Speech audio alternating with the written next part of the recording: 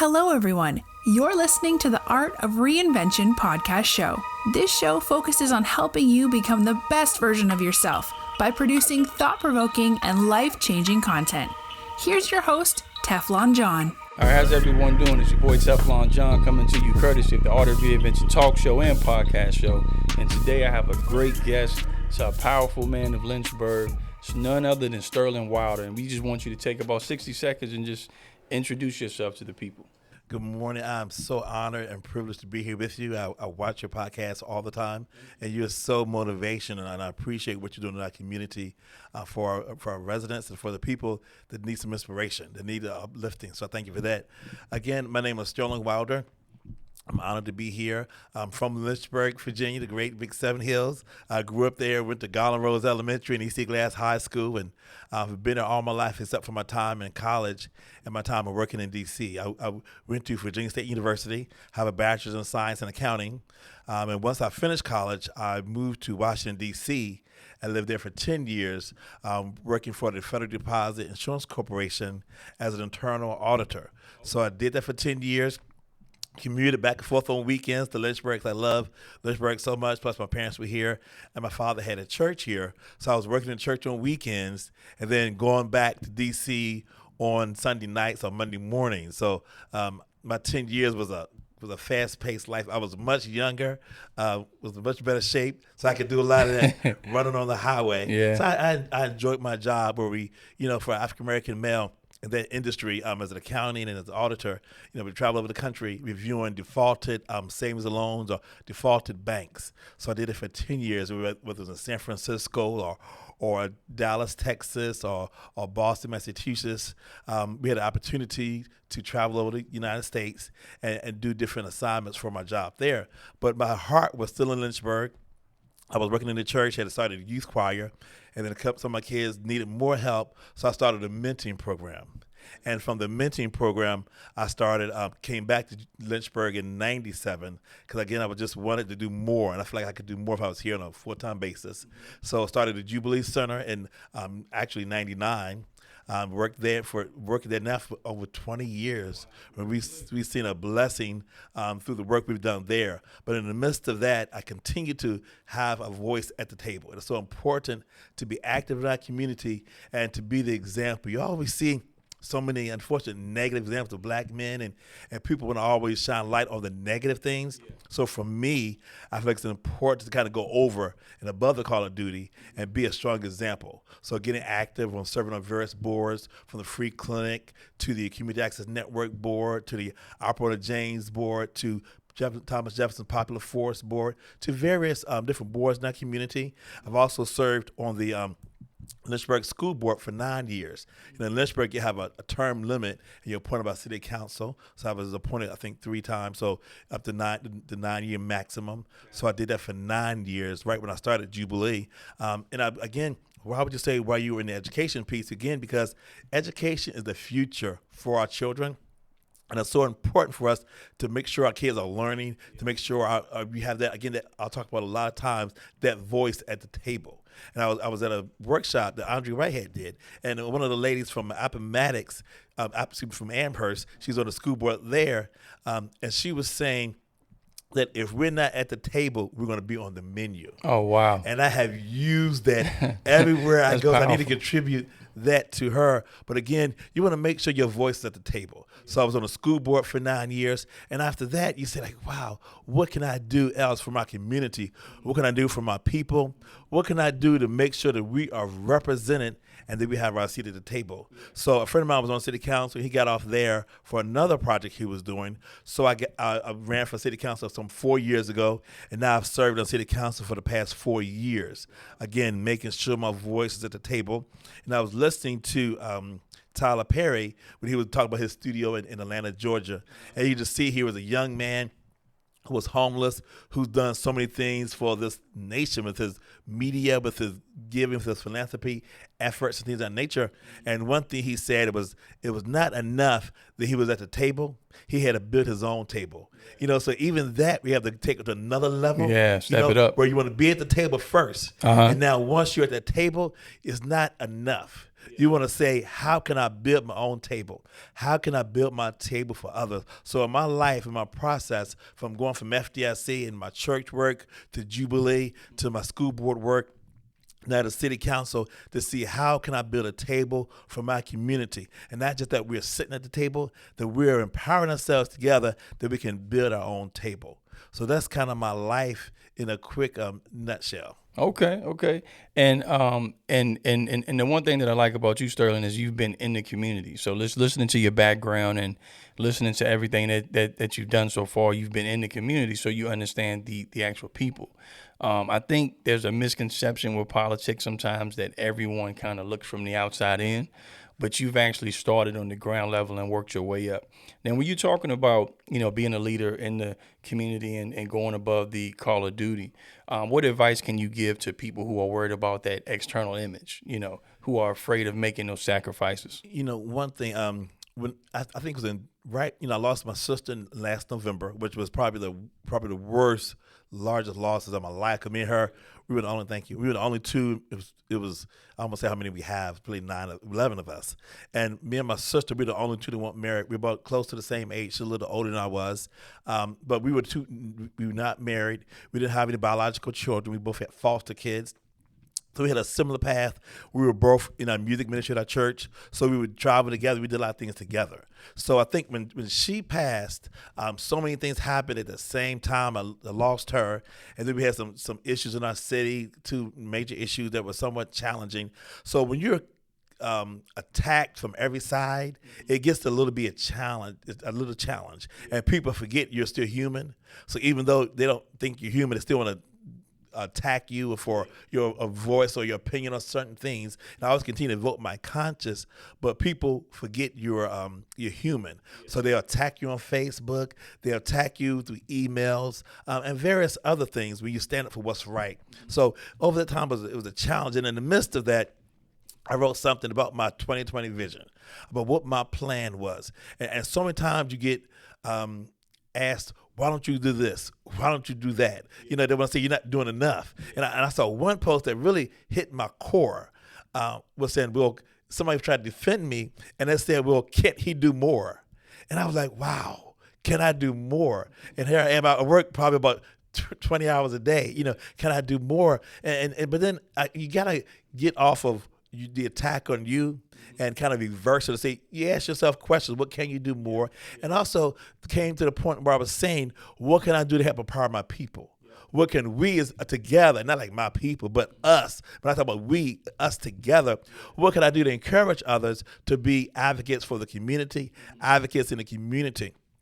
And one thing, I listed out several things that people can do to work in the community, to volunteer in the community, to have a presence in the community. And we so often to sit back and judge one another and ridicule one another, but we have got to make a difference ourselves.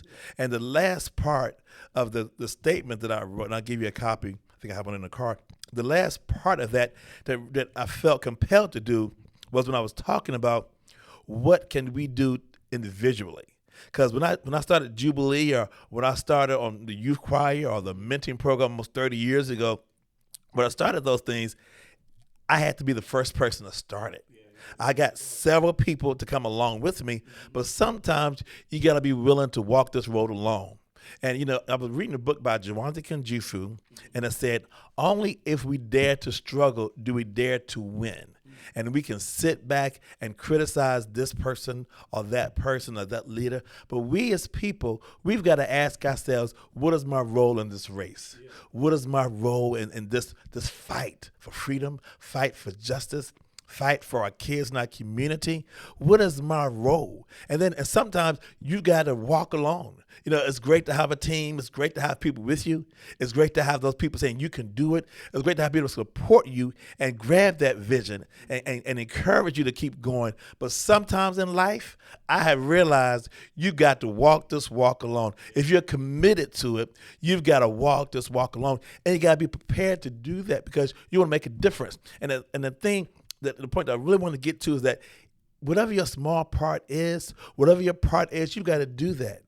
If, for example, if you're just mentoring one kid a day or one kid a week, or one kid a month. If you're doing your small piece, we can make this world so much better. The thing is, we get to the point where I can't be used by God, or if we can bring in religion here, or I can't be used by God, or I've had a conviction, or I've done this, or I've done that, or I grew up in poverty, or I grew up without a father, or I grew up in a challenging household. To me, that's more of a factor that you need to be a voice, because you've known what they've gone through. I grew up with great parents. My father was a pastor. He was janitor at East Glass High School.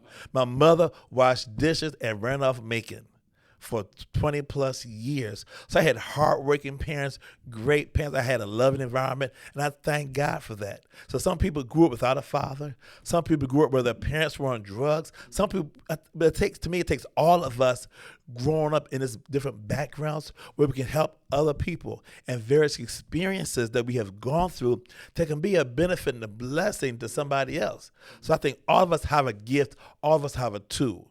All of us in this melting pot together. So whatever your gifts are, whatever your past is, you can use that past to encourage somebody else, Exactly. to uplift them up. Exactly. And I think your past becomes your actual story, because now you have an audience. You know, I really can't speak to a lot of drug addicts because that's not my past. You know, I can speak to kids that were mistreated and, you know, and abused by people, you know, because that's what I've been through, you know. So I think that many people are afraid of, you know, what people are going to say. So when you talk about the critics and people attacking you on Facebook and social media, I find so many people that's like, John, I want to do videos, I want to do podcasts. But the main thing, they're not afraid of being in front of people. They're afraid of the criticism. And I always tell people, I've watched a motivational video. I forgot the name of it, but it was saying that it's easier to look out the window than it is to look in the mirror. And when you look out the window, you can point fingers and look at everyone. But when you look in the mirror, you're stuck of that image of yourself. And I think that, you know, I had to kind of walk that tightrope, because it was a lot of times where I was afraid of what people were going to say, you know, what I look like or what I sound like. And it just became that time where I think it's easier to criticize from the actual stands than it is to play in the game. It's easier to say like what that player should have done. It's easier to say what, you know, the city council member should have done. But when you're in those shoes, it's much harder. And then one thing was, you know, working at Jubilant for 20 years and starting that project, and we have for example, we have a gym, and sometimes some days we have 20, 30 guys there, maybe guys and girls there in the daytime with open gym during the school year, during normal time. Right now, challenges are different, but normally we have an open gym for persons, and I work with a couple of boards, like the workforce board. So I have a lot of resource tools there for employment, like through KDC One, might want to hire 20 people, or different other places want to hire a person. So different training programs. So sometimes I'll stop the open gym and give people an opportunity to learn about a new career program. I'll learn about this program.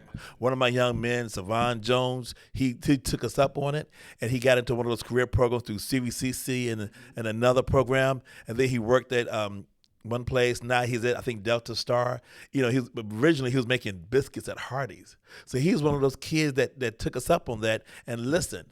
And unfortunately, some people, when we stop the open gym and bring the people out to present, they'll leave. Yeah. Or if they know ahead of time, you know, they'll say like, oh, I'm not coming. Or they'll see a sign and say, we're going to have so-and-so here tomorrow. They won't come, you know.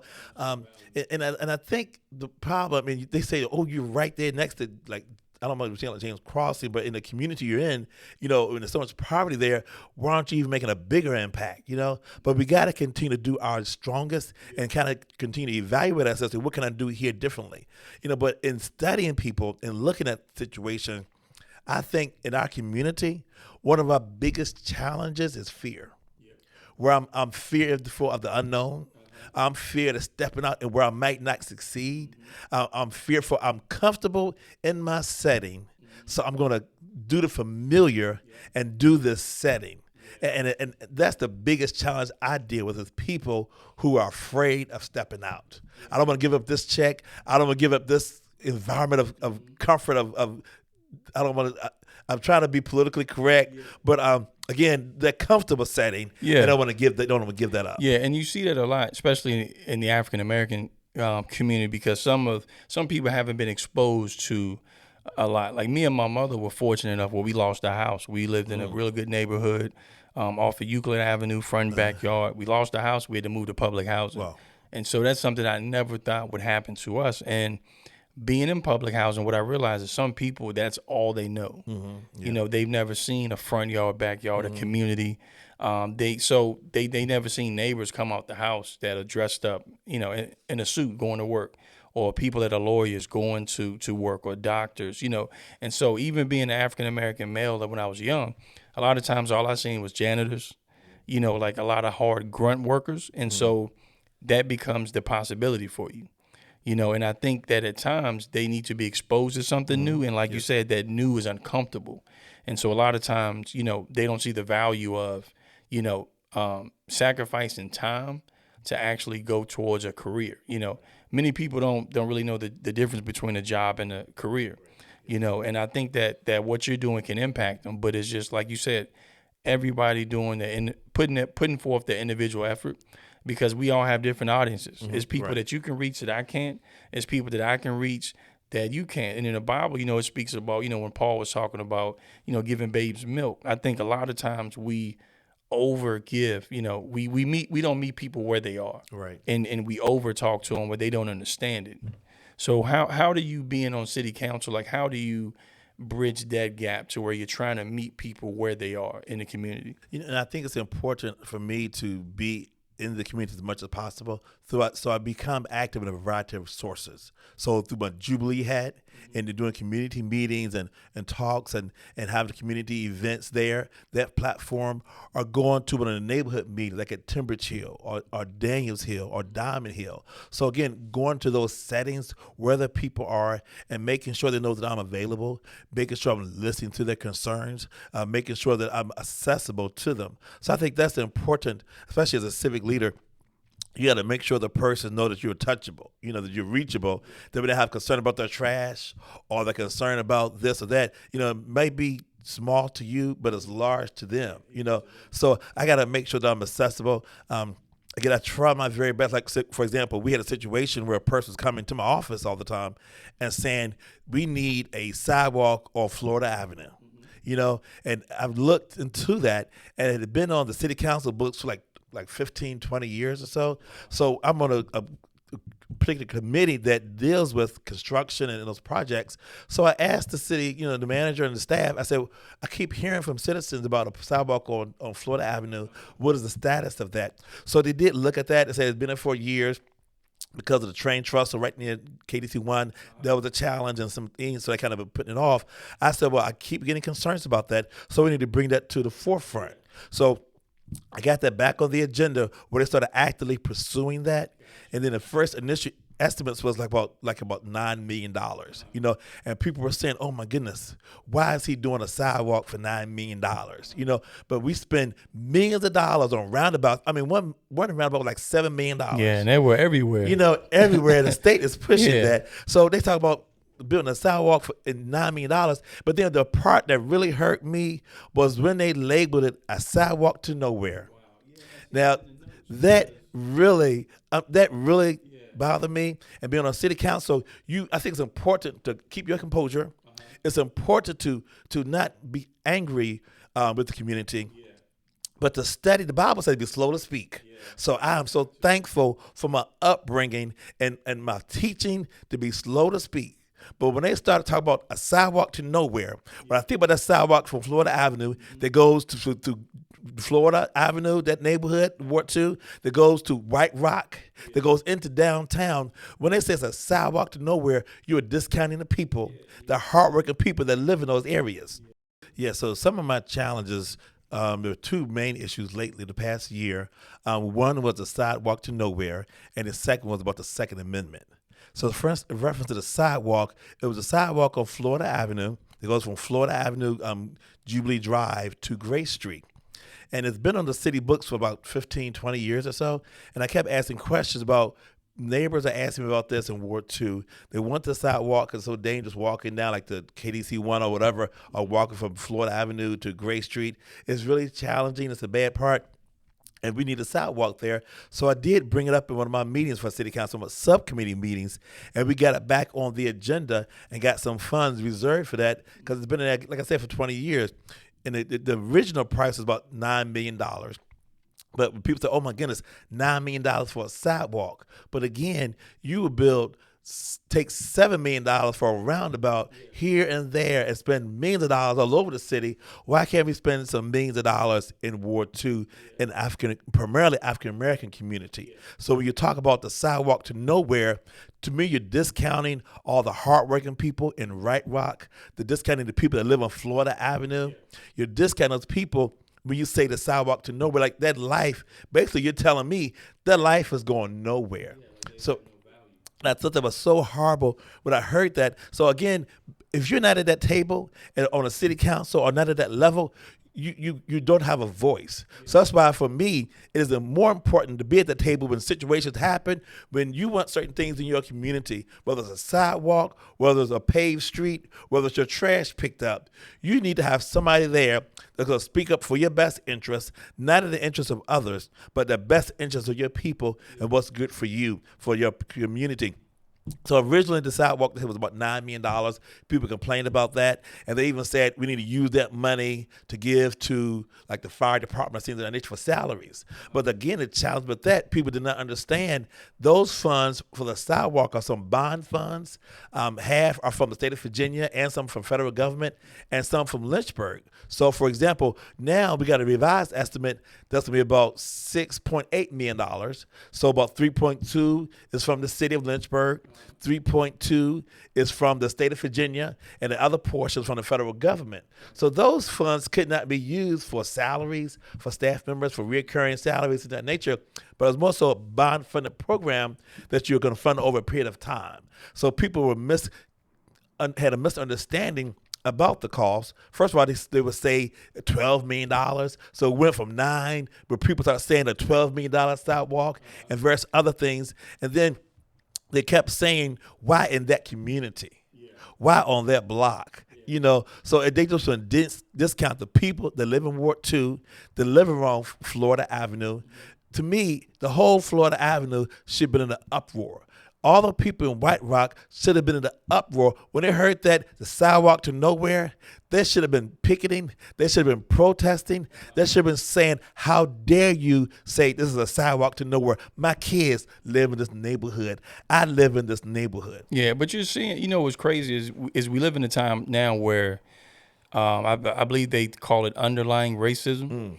And just being a young African-American male, just me hearing that, and I don't live in that community, it would make me think like, well, if the vision of Lynchburg, you see the signs and, you see Boonesboro and you see how different communities thrive.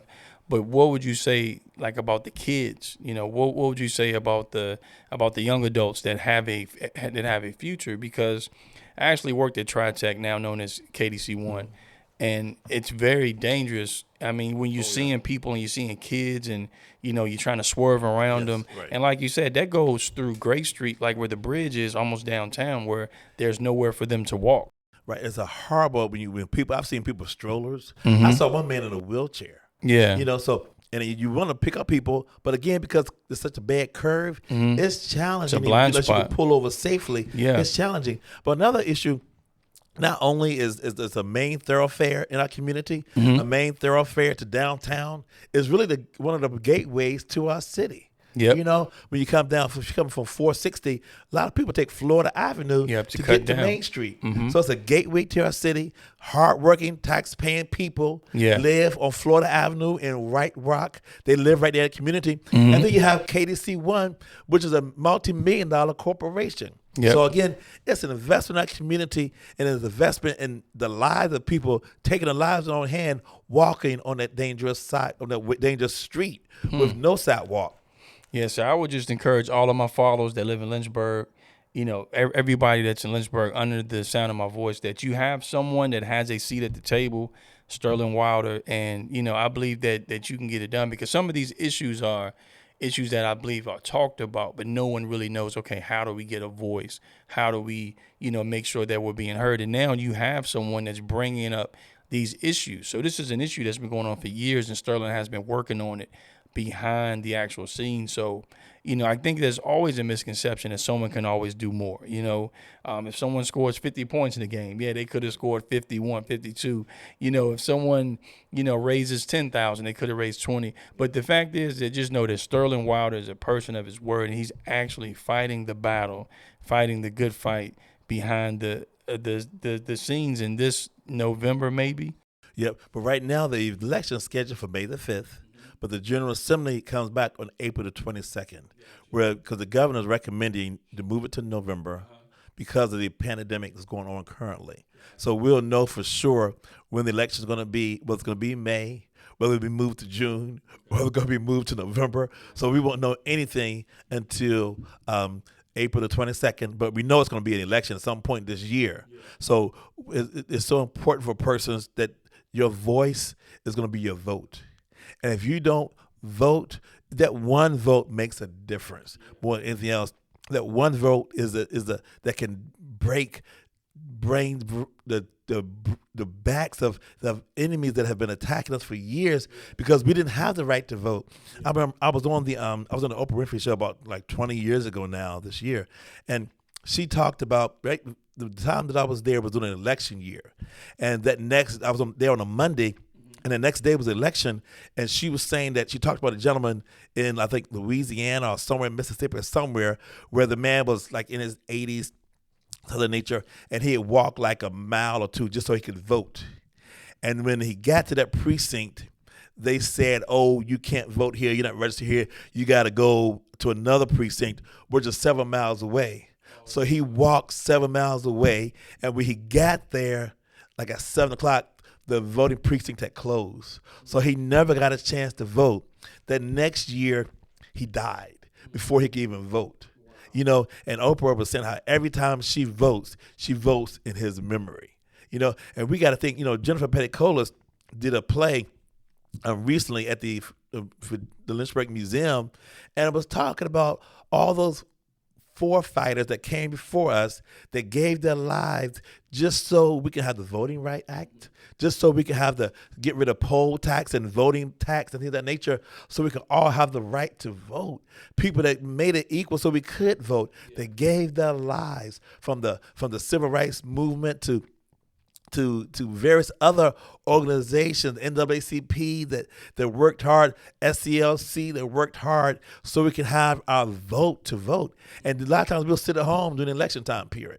So we as a people, we have got to be active. We have got to vote. A situation, and another quick thing that I had to challenge with when I get to like the Second Amendment situation, and that happened last year as well when everything was happening, when I was losing my sister. That came up, and that was probably one of the most challenging issues that I have been on since I've been on city council was the Second Amendment. But the thing was, sometimes the narrative gets changed. And I was talking to people in the community, and a guy that grew up around the corner from me. We've known each other since we were 5, And I asked him to sign my petition. He said, "Oh, I shouldn't sign this because you were against the Second Amendment." And I think there's such a misconception about that. Again, number one, I believe in the Second Amendment. I believe in all of them. 13th, 14th, 15th Amendment. I believe in all of them, especially when it comes to voting, especially when it comes to holding people back because of their race, because of the color of their skin, or because you're a woman. Certain amendments are protecting us. So I think it's important. So I believe in all the amendments. I believe if you have the right to bear arms, if you want a gun or a pistol or things of that nature to protect yourself and your house, I believe in that. But they want to make it a narrative that because we voted against that Second Amendment sanctuary city, that we were against gun owners. Now, can you explain what the Second Amendment sanctuary city is? And basically what happened was, because the governor of Northam had presented certain legislations that would put better common sense gun laws in place. But anytime, I have realized now, anytime you talk about guns or putting restrictions on gun ownership, you're going to have a fight. And I didn't realize that until then. Until all the things happened. You see about the situation in Florida where all about 20-some kids got killed in the high school in Florida. And then we saw a strong movement of people talking about that and talking against certain gun owners and talking against certain people having weapons. So you get more things of that nature. But we get to, now, I was trying to figure out, why is it so challenging to have gun rights, responsible gun rights, But when it came to Virginia piece, I realized how much people like owning their guns. I realized how people drew a line, don't mess with my guns. So I understand that even better. But again, I have no problem with people owning guns. But right, yeah, and the thing about the sanctuary city was that basically people were saying, we are against the governor. We don't want you messing with any of our rights. So we're going to have the sanctuary city to go and say, a certain number of cities have called themselves as sanctuary cities, that we're saying we're not going to follow what the governor is ordering. That we're going to rebuke it, and we're not going to follow it. So I'm making a statement that even though it has no legal right, it has no sense, because the state law precedes it. The state law is overcharged. What you say you're going to do in your city, the state law is the final word. So you have to follow the state law. So basically, we're saying our sheriff's department, we got to be disobedient to what the governor is saying. And also the thing for me was that it was a state issue, not a local city issue.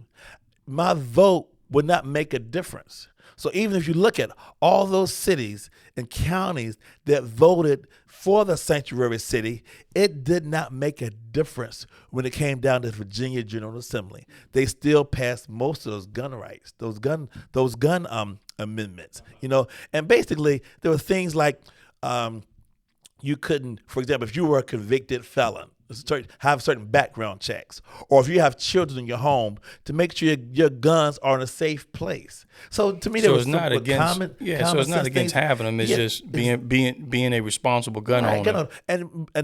Honestly, we had an event at EC Glass, had about 1,000 people there.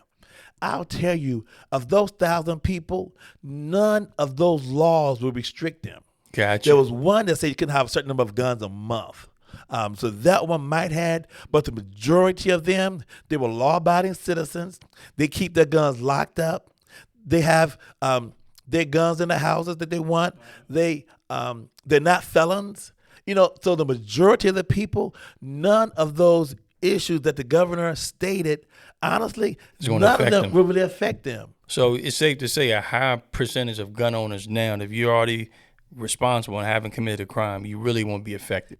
Basically, and again, I didn't write the law, but basically, from reading it in a nutshell, basically, it's only affecting those who have criminal acts, or for example, if somebody has a protective, if it's a spouse and there's a couple of the spouses have some challenges, and the one of the spouses have a protective order against the other spouse, and that spouse is considered to be a danger to them, then they might take that gun away because it's considered to be a danger. And I saw a situation 2 weeks ago, a month ago, where a lady had a protective order against her husband. He went and killed her. So we need to have certain common sense things. Again, I'm not at the state legislature. I'm not writing the law. Again, it was a state issue that we were talking about, not a local issue. And then if we were saying we're going to support it, we're telling our sheriff's department, don't follow what the governor is saying to do. And I didn't feel that was right. Gotcha. Okay, so I think those are two big key points that I think people can get behind you and actually learn. So, right. I appreciate you actually breaking that down for our viewers and our followers, because I knew nothing about that. I knew that there should have been a sidewalk down there, but it's something that you really don't think about, and it's something that I didn't know that was being fought behind closed doors. And the sad part about it was those issues like the sidewalk or about the Second Amendment is where persons who were against that are using that to put me out of office. So we had certain groups that have said, I'm going to put you, Mary Jane Dolan, who voted against it as well, we're going to make sure that you and Mary Jane Dolan do not get reelected. So they have made a vow against us for standing up for what we believe was right. They have made a vow to make sure we're not reelected on city council. So you got several people who are fighting against us because of that particular reason. So I even looked at some of the donations that come in for the campaign. I'm not receiving any of the donations for this campaign, but I looked at some of the other persons that are running, and the money is, as not one person from Ward 2 has donated to my opponent's campaign. It's all money from outside of the area. So we got to ask ourselves the question about other people trying to fund us, other people are trying to redirect the voters of Ward 2. And we in Ward 2, we have got to wake up. Ward 2 in the city of Lynchburg, which primarily has been a strong African-American community. We have civil rights leaders like N.W. Thornhill, CWC, Julius Haskins, Caesar Johnson, Carl Hutchison. All those great people have lived or been a part of, worked in Ward 2 for years, and they help make and shape the citizens of Lynchburg as far as for African-American community and being that voice at the table. But now you have people that would consider them as left-wing political people that have their own agenda or that's not making a difference or they want to say that even the community is even worse because of them. Can you imagine what would have happened if we didn't have a Carl Hutchison's voice?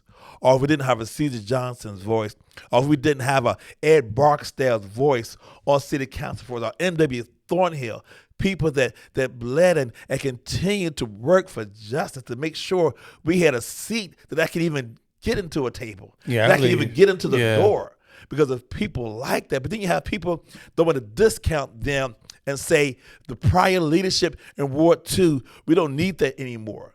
We're speaking up for the people. We're speaking up for what's right. We're speaking up for making sure we have a voice and that our voice is heard loud and clear. But again, you have people that want to take that voice back and say, we don't want your voice at the table. We want somebody that we can control because we don't want you to build a sidewalk. We don't want you to give money to schools. We don't want the schools, they say the schools are failing. The schools are this, the schools are that.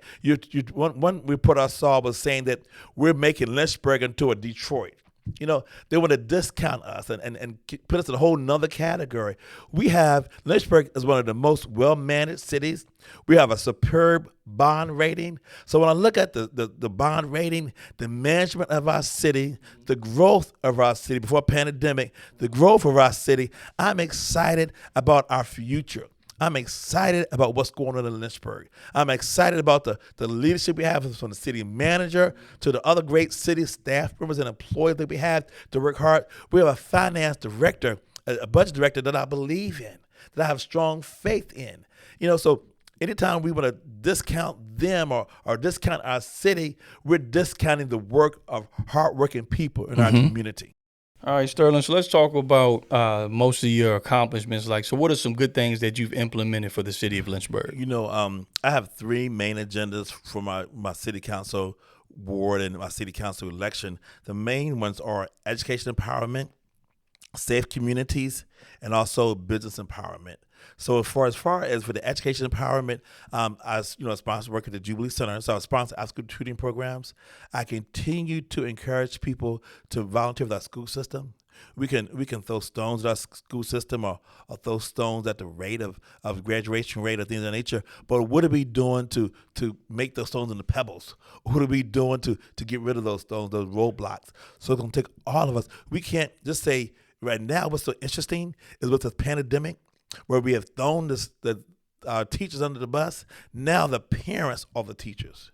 So now we're at the place where we have got to see, for example, if you have a little Johnny at your house right now and you're trying to teach him math, you're trying to teach him English, you're trying to teach him Spanish or literature, this is your opportunity to teach.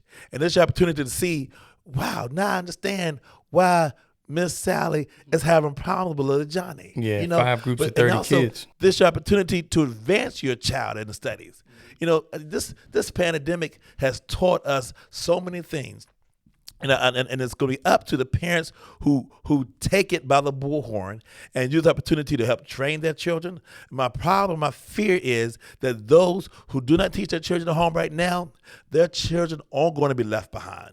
So, but during the normal circumstances, I encourage persons to go to school. I encourage persons to volunteer.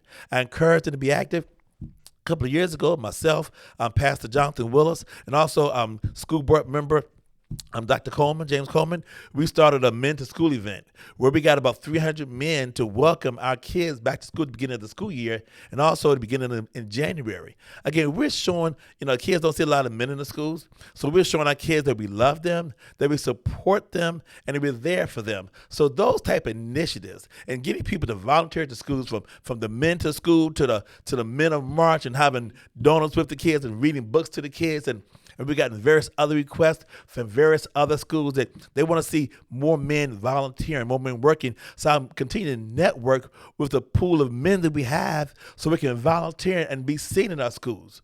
So that's how I support the school system. That's how I support education, through the tutoring programs to getting men to volunteer. And when the school board superintendent, when she comes to present her budget, we ask us hard questions. We make them accountable for the funds. We make them accountable for the progress of our kids, for the graduation rate, for the No Child Left Behind and various other things. But again, we as a people, we got to recognize we have a part to play.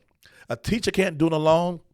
The superintendent can't do it alone. We can throw her under the bus if we want to. But again, if we throw her under the bus, our kids are going with her. So it's going to be up to all of us to make sure that we're supporting our kids, make sure we're supporting our teachers. Go to the schools. If the teacher don't want you in the school, then give me a call. But we got to go to the schools. We got to go to the PTA meetings. We got to make sure our children are behaving themselves. We got to make sure our children are getting their rest. All of us got a part to play. So we have workshops at Jubilee for parents and how to help their child on the SOL or how to help their child with the homework or how to help their child in studying. We have a free computer lab where kids can come and get support. Now they have the Chromebooks in schools. Right now, during this time period where they're out of school, they can come to Jubilee and use those Chromebooks in the tutoring program. Right now, we're open for essential kids, but we can let other kids come and use our computer lab if they need to. So we have resources that I have at my table that I can benefit from my community. So that's how I support education, about supporting every child by name and by need and see what need they have to be successful, because I understand the importance of that. And also for a safe community. Everybody wants to live in a safe community, whether you're in 03 or whether you're in 01, 04, 05, wherever you live, you want to live in a safe community. And how do we do a safe community? By partnering with various organizations. I can't do it alone. So I partner with the police department, which is called the Community Action Network team, the CAT team, Community Action Team. I partner with them and Pastor Coleman, Pastor Cam, on various projects they do monthly to kind of bridge the difference between the police department, sheriff department, Commonwealth attorney, fire department. They work with persons in the community to build a stronger relationship. So I work with that committee and various other committees where you're out there in the community showing that voice. Go to different community meetings, showing that voice to see what is your concerns about this. We had a crime here. We had a shooting here. We had a murder here. Walking the streets with the persons who were next door to a gentleman that got shot and killed, and being that voice so they feel that they're safe in that community, and making sure our police is trying to solve the crimes. So in a safe community, making sure we're doing that. Also, I started a mentoring program almost 30 years ago. I continue to mentor that program now. Always has been an award too. We've mentored about 500 young men in our community. Majority of them don't have fathers in the home. I continue to do that. That's how we're going to change this world, about changing our young men, giving them those father figures, taking them outside of that neighborhood onto college tours. Whether we go to University of Maryland or Hampton University or Virginia State or UVA or Myrtle Beach to Coastal Carolina, or we've taken them to tours in Florida. Again, getting them out of those neighborhoods and letting them see what a college campus is like.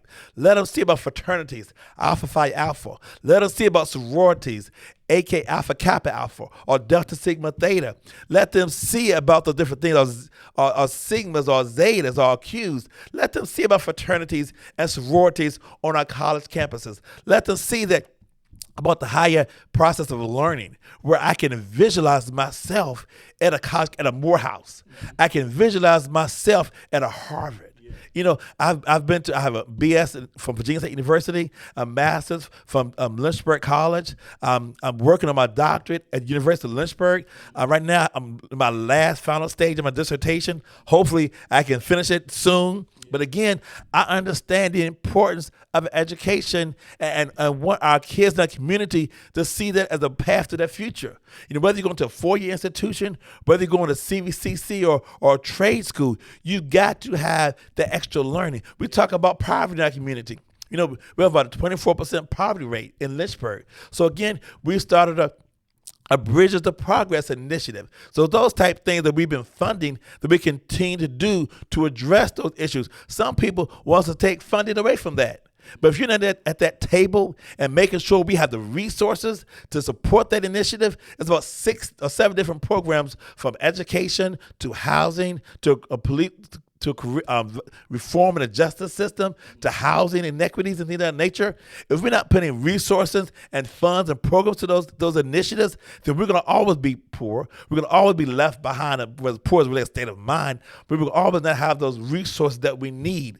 So we got to have someone on city council that's going to support those initiatives to make sure we're driving that, to make sure we're at the table, to make sure our city is growing forward. And then that last piece, it's about economic empowerment. Again, various training programs that we've done through Jubilee or through the NOW program through Mr. Davis. I work with him called the NOW program, where they work with training programs for women that might not be an electrician or plumber, but expose them to careers of that nature where they can make $17, $20 an hour. So, and also not just for women, for other persons. So exposing them to careers, they get a higher living wage. Also, I did an economic empowerment summit at Diamond Hill Baptist Church last year.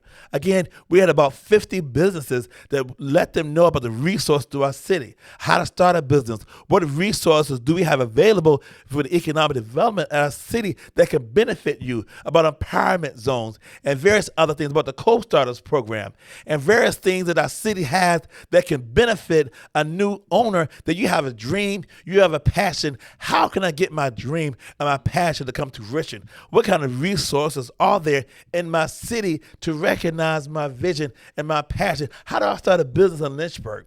So we had a workshop on that so I can continue to do those initiatives. We had a situation where Flowers Bakery was going to leave our city. Flowers Bakery on Bedford Avenue, that was there when I was a kid. They were going to close down and move out of the city. That would have took jobs and everything. Exactly, hundreds and hundreds of jobs. But the gentleman, the owner, came in and talked with the economic development staff, talked with our city council members.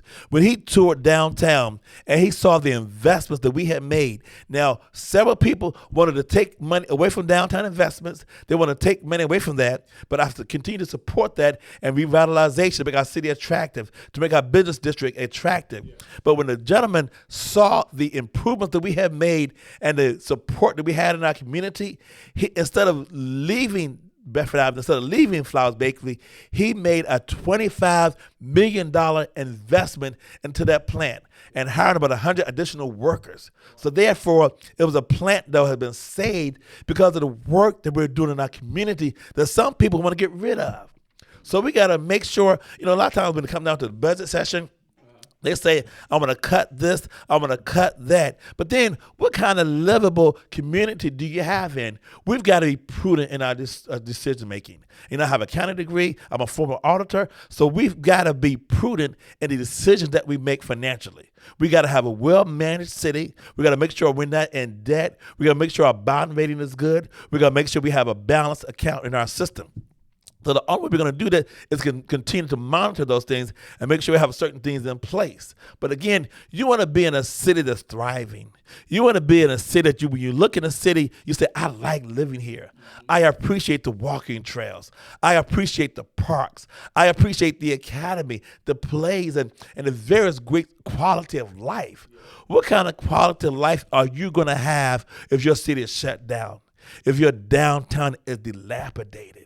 If the buildings are boarded up? What kind of city are you going to live in if you don't appreciate your surroundings? So it's an even hand we got to do in balancing our budget and balancing the funds for our school system and balancing all those funds for parks and rec. We got to work together to make sure we have a good quality of life, a safe community, that people want to move to Lynchburg, that people want to stay in Lynchburg. And we're not going to have that if we continue to cut everything and not have resources or tools for our citizens to take advantage of or great trash system. we're going to be cut down where people are going to want to move out. So we got to make sure we balance these in a prudent fashion to make sure our city is living and prospering together. Okay, yeah, that's great information, and I do agree with what you said, and you've done some amazing things, and I just want to thank you on the behalf of just me and my brand, and just living in Lynchburg for those years, and how you open up your doors to me and other people. And like I said, and what I love about you is you're connected to the people. You know what the people want, you know what they need, and you've been one of those people that were in a time where you may have needed help. So what I want to do is just end it with just kind of you telling the people what you think is important to know about your campaign. If you can just sum that up within like a minute. I think I've been on the city council for 4 years. I'm going to continue to serve our community in Lynchburg, whether the election is going to be on May the 5th, whether it's going to be on June the 23rd, whether it's going to be on November the 3rd. Again, they'll decide that on April the 22nd. But whenever the election is, I'm going to need the support of person in Ward 2. And not just for that day, but we as a community, we've got to remember that our vote is our voice. And also, if we don't vote, we have no voice. And people died for that right. We got to continue to work together. And remember, I cannot do it alone. We've got to work together so I continue to give resources to people in our community of how we can make a difference by being active in NAACP, being active in the Voters League, being active in our kids' school. We can do this, but we only do it if we do it together and not apart. And don't let people from outside of Ward 2 or outside of our community direct our narrative and direct our footsteps. We in Ward 2 have a voice. We in our community, we have a voice. We're not going to let people dictate to us of, I want you to do this, I want you to do that. We got to make sure we're at the table and our voice is strong and our voice is being heard. And Sterling, I would like to end it with this. I've just seen a couple of stories and a couple of reports on TV where they're saying that COVID-19 is really hitting the African American community. So what advice could you give them to actually take it serious? I think it's important for us to listen to the words that they're saying and be careful from protecting ourselves with the face mask, to the gloves, to social distancing. I think those things are very important. And after that, and I think because they mentioned it also because of certain health underlying conditions. Yeah. I'm on the Free Clinic board. I'm also on the board for the Community Access Network on 5th and Federal. So we, as a people, we got to make sure we're taking care of ourselves, eating properly. If we have high blood pressure, we're taking our medicines properly. We're following the doctor's orders. We're not smoking, and other things that will affect our bodies, like using drugs and things of that nature, are certain things that are not good for us, like pork and certain other things in moderation. So we as a community, we got to make sure we're taking care of ourselves physically, taking care of our bodies. Our bodies are the temple of God. And we got to make sure that we are taking care of. I know you as a fitness trainer, so I know you do well. So again, continue to follow your instructions as a trainer. Make sure we're exercising, making sure we're doing our part to stay healthy. I think that will help out everything. Okay. Well, I would just like to piggyback on that, just, for my followers and just people that are under the sound of my voice, especially the African-American community. Let's do the simple things, stay home, try not to leave unless you have to, unless you're going to work, going to the grocery store. And when you do leave, use gloves, wear a mask, use a bandana and hair bows. You can go on YouTube and see plenty of videos on how to make those masks. And let's make sure we wash our hands. Right. So if we can invest an hour and 11 hip hop, 30 minutes into these shows, and people are watching Netflix. So let's wash our hands for 20 seconds. And trust me, you have infants in your house, you have elderly in your house, and sometimes you got to think about it. Some people don't really have big houses where you can just quarantine one person. So because of that, let's look at those risks and let's really start exercising those clean habits. And Sterling, I would like to, as a thank you token, my wife has been making a mask, so okay. I just want to give you the mask that way you can protect yourself as you fight and have your seat at the table. Excellent. Thank you so much. I appreciate that. You're so kind. Oh yeah. It's like I said, I appreciate it, man. You're someone that I look up to, and just seeing how you climb the ladder. And I think it's good for us young African American males to see a person like you. Yes. So you're not just looking at being an entertainer or an athlete. And I appreciate it because Sterling has opened up his doors to me, for my brand, Bulletproof Workouts, and different things that I've done for my mother, blessed to be a blessing. He's always connecting himself with people and giving his resources that he's gained and not being selfish to other people who can also help and impact their community. So again, I say thank you. And I would just like to end with, if you can just give them 30 seconds of some type of motivational advice, and then we'll take it out. I'm again thankful for the opportunity to be here. I appreciate you. I appreciate all your listeners and your following for the work you're doing. Again, I'm just honored. But again, we have got to be at the table. And once we get to the table, we got to build our own table. And if we don't vote, we will not have a table. Yeah. And a table taken from us. So people in Ward 2 or wherever you live in our community, in our country, and I know these broadcasts, they go all over the country. Mm-hmm. We have a voice, and the voice is our vote. And we have got to exercise that right. We can never sit back. We got to exercise that right. And it's so important to be active in our community to make a difference. And remember, just coming from the words of TeflonJohn, remember, any little thing counts. Any little thing counts. When you're talking about planting a seed, you're watering it, so make sure that you water that seed.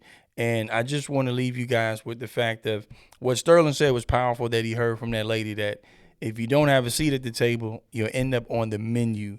And you're seeing a lot of things in our world, not only our country, but in the world, where a lot of people are misrepresented and a lot of people are taking advantage of them not using their voice. Sometimes it's not that we don't have a voice, it's you're not using your voice. And then knowing someone like Sterling or myself that have platforms where we can help get that word out. You can email us, you can contact us. I'll put all that information in the links below. And if you want to learn more about Sterling, I'll be putting that link in the comment section. So again, I would just like to thank you guys, and as always say, one love, be blessed. We would like to thank you for listening to this episode of The Art of Reinvention by TeflonJohn, and we encourage you to share this episode across all your social media platforms. And we also encourage you to visit our website at www.imteflonjohn.com and follow us on all our social media platforms at facebook.com/realteflonjohn, twitter.com/realteflonjohn, and instagram.com/realteflonjohn. And while you're on Facebook, go ahead and like our page so you can receive first-hand notifications every time we go live with the motivational video or any motivational content. And as I always say, one love, be blessed.